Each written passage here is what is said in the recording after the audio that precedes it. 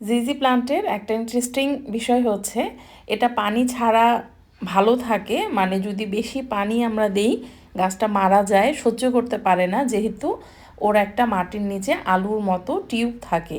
বেশি পানি যদি দেই ওটা পচে যায়, গাছটা মারা যায়। আবার এই গাছটা বেশি পানি যেমন সহ্য করতে পারে না, কিন্তু পানিতেই আবার বেঁচে থাকতে পারে, শুধু পানিতে বেঁচে থাকতে পারে।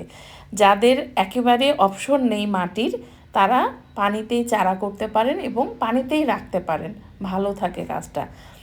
আজকে আমি আরেকটা চারা আপনাদের কিভাবে রাখবেন দেখাই, খুবই ইজি। একই সাথে এই গাছটারও একটু যত্ন করব। এটা হয়েছে কি, এই ডালটা সবচাইতে হেলদি ছিল। হ্যাঁ, তো খালা এটা সরানোর সময় অর্ধেকটা ভেঙে গেছে।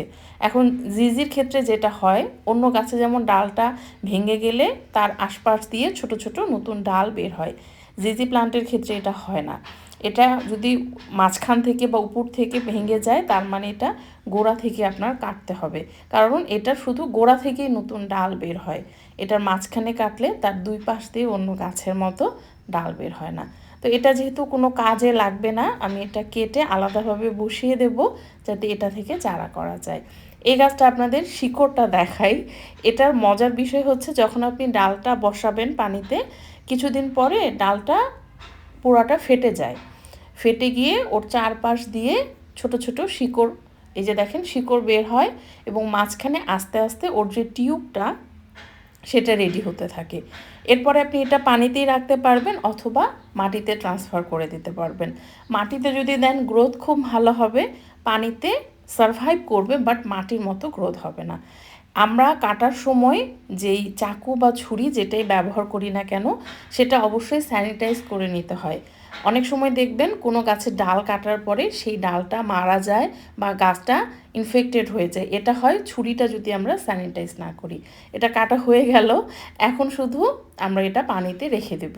আমি এটা আপনাদের আপডেট দেখাবো।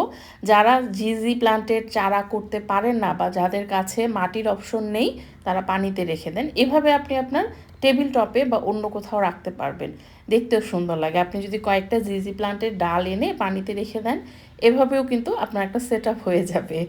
এখন শীত যেহেতু শেষ, আর এই গাছগুলো একটু এখন মলিন অবস্থা, শীতের মধ্যে এগুলোর গ্রোথ ভালো ছিল না। এখন কিছুটা কম্পোস্ট দিয়ে দেবো আমরা, দেখবেন গাছটা আবার আগের মতো একদম ঝলমল করতে শুরু করবে। কিছু না, এটা শুকনো গোবর। এই শুকনো গোবর আপনারা আমাদের লেজি মামা শপে পাবেন। মিনিমাম 5 কেজি নিতে হবে, এবং মাথায় রাখবেন যে যেহেতু 5 কেজি, তাহলে ডেলিভারি চার্জটা বেশি পড়বে, এবং সেটা অবশ্যই ক্রেতাকে বহন করতে হবে। তো এখন আমি এটার মধ্যে শুকনো গোবর দিয়ে দিলাম আপাতত। মানে মাসখানেকের মধ্যে এটার আর তেমন কোনো কাজ নেই। দেখবেন যে যখন ওয়েদার যেহেতু চেঞ্জ হয়ে গেল, গাছটা নিজে থেকেই তার নতুন গ্রোথ স্টার্ট করবে। আর এটার আপডেট আমি জানাবো।